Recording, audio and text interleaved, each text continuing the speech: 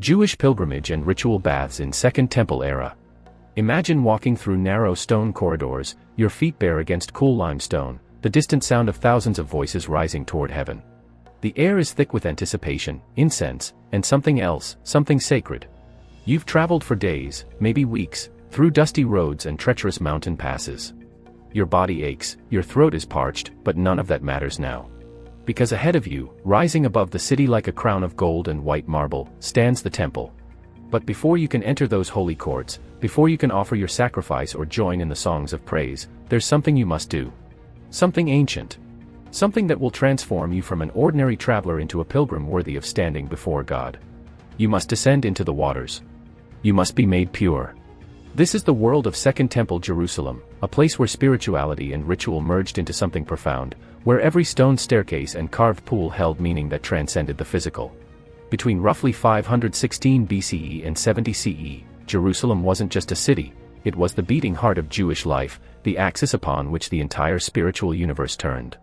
And 3 times a year, during the great pilgrimage festivals of Passover, Shavuot, and Sukkot, hundreds of thousands of Jews would pour into this ancient city, creating one of the most extraordinary religious gatherings the ancient world had ever seen. The numbers are staggering when you really think about them.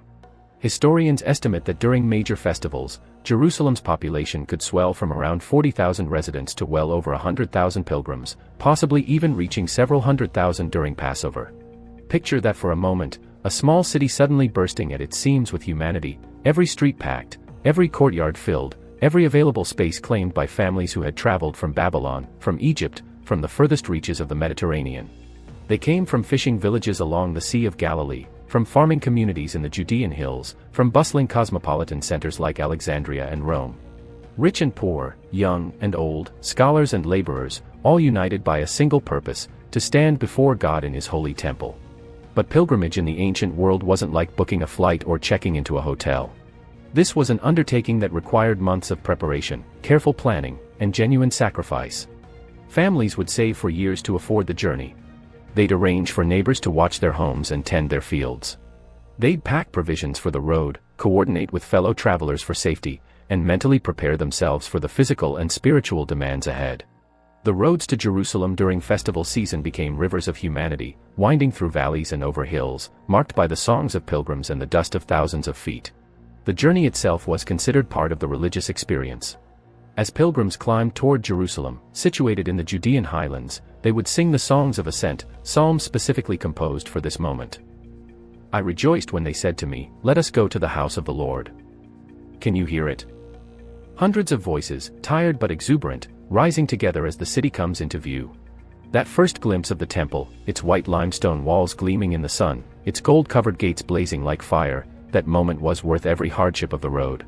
But here's where the story gets really interesting, where archaeology and ancient texts reveal something most people never learn about Second Temple Judaism.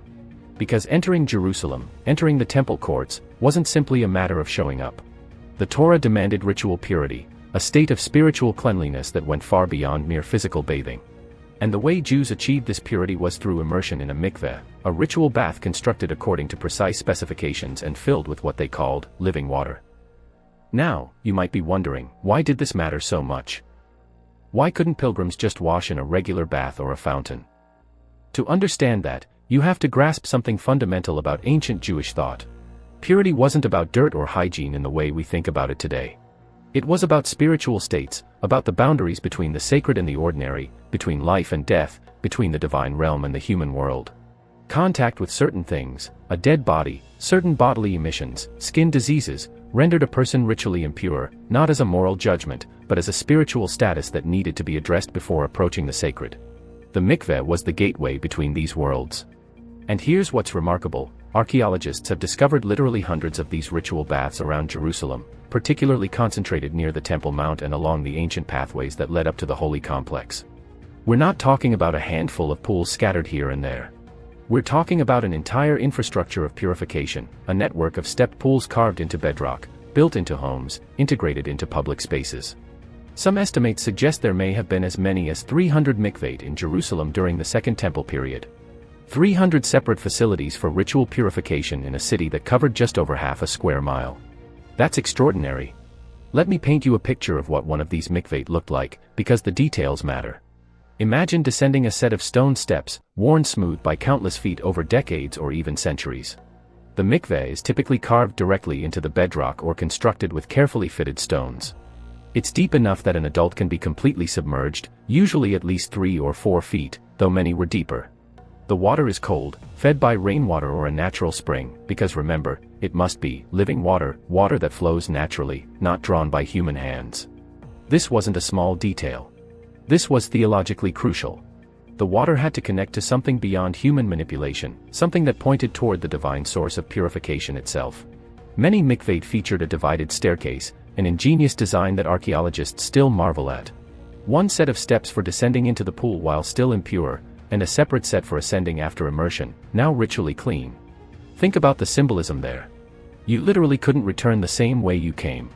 You had to exit as a transformed person, taking a different path than the one that brought you down. Even the architecture was teaching a spiritual lesson. The experience of immersion was intensely personal yet communally understood. Standing at the edge of the mikveh, a pilgrim would remove their traveling clothes, the garments that had been touched by the dust of the road, by contact with the outside world. They would recite prayers, make declarations of intent. Then came the moment of immersion, the complete submersion beneath the surface, every part of the body covered by the living water. There was something primal about it, something that resonated with ancient memories of creation, when the Spirit of God hovered over the waters, when life itself emerged from the deep. Some pilgrims would immerse multiple times, especially if they wanted to enter progressively holier areas of the temple complex. Because here's something most people don't realize, the temple wasn't a single open space. It was a series of nested courtyards, each more sacred than the last, each requiring increasing levels of purity. The court of the Gentiles was open to all. But to proceed to the court of women, you needed to be a ritually pure Jew. To enter the court of the Israelites, Jewish men who had undergone proper purification. The court of the priests was reserved for those serving in the temple. And the Holy of Holies, the innermost sanctuary where God's presence was said to dwell, could only be entered by the high priest, only once a year, only on Yom Kippur, only after the most rigorous purification rituals imaginable. This created a spiritual geography where physical space reflected sacred hierarchy. And the mikveh was the key that unlocked those gates. Without it, the pilgrimage was incomplete. Without it, you could travel 1,000 miles but still stand outside, looking in. The industry that grew around these purification practices was substantial. Families who lived near the Temple Mount would rent out their mikveh to pilgrims. Entrepreneurs built public bathhouses. Priests inspected pools to ensure they met the strict requirements of Jewish law. There were debates among religious authorities about exactly how much water was needed, what sources were acceptable, how to handle mikveh during the dry season when water was scarce. These weren't abstract theological discussions, they had real, practical implications for the hundreds of thousands of people trying to fulfill their religious obligations. And here's something that still gives archaeologists chills: when you excavate these ancient mikveh today, you find them exactly where the ancient texts said they would be.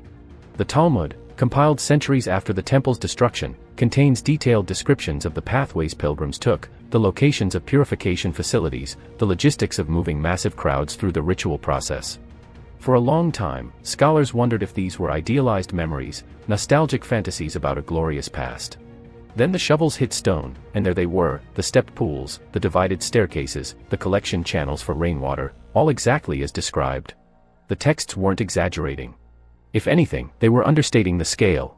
One of the most moving discoveries came from excavations near the southern wall of the Temple Mount, where archaeologists uncovered a massive plaza and a warren of mikveh that could have served thousands of pilgrims daily. You can still walk there today, descend those ancient steps, stand in those carved pools. The water is long gone, but the stone remembers. And when you close your eyes, you can almost hear them, the prayers, the splashing, the quiet conversations between pilgrims preparing their hearts for the encounter ahead. But pilgrimage wasn't just about individual purity. It was about community, about the renewal of the covenant between God and the Jewish people.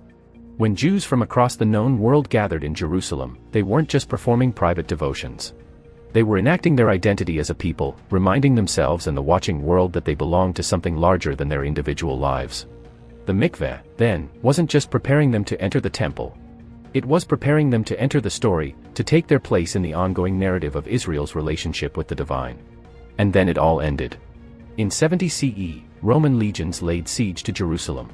The city fell. The temple burned. The pilgrimages ceased. The Mikvaot gradually filled with debris, were covered by new construction, forgotten by everyone except those who preserved the memories in text and tradition.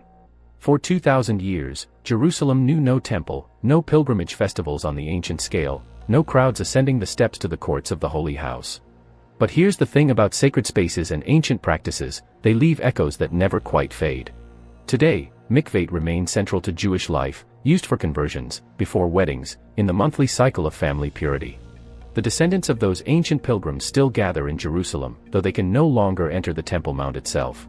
And every year, millions of people, Jews, Christians, Muslims, make pilgrimages to Jerusalem, walking streets that their ancestors walked, touching stones that have absorbed 2 millennia of prayers. When you stand in one of those excavated mikveh today, you're standing in a threshold space, a place between past and present, between the physical and spiritual, between who you were and who you might become. The ancient pilgrims understood something profound. Transformation requires immersion, requires descending into the depths before you can rise renewed. They knew that approaching the sacred demands preparation, that some encounters require us to wash away everything we thought we knew and emerge as something new. The ritual baths of Second Temple Jerusalem weren't just about following rules or maintaining tradition. They were about creating a moment of pause, a space of transition, a recognition that encountering the divine requires us to cross a boundary, to acknowledge that we're moving from one kind of space into another. In our modern world, where everything is immediate and nothing requires preparation, there's something both foreign and deeply attractive about that ancient practice. The idea that some experiences deserve ritual, that some moments require us to slow down, strip away our assumptions, and immerse ourselves completely in the encounter ahead. So the next time you think about ancient Jerusalem, don't just picture the temple's golden gates or the crowds in the courtyards. Picture the quiet moments before, the thousands of pilgrims descending into cold stone pools, the water closing over their heads, the world going silent for just a moment as they prepare for something they've traveled so far to experience. Picture them emerging, water streaming from their hair and clothes, climbing those separate steps, transformed not by magic but by intention, by ritual, by the simple profound act of submersion and rising.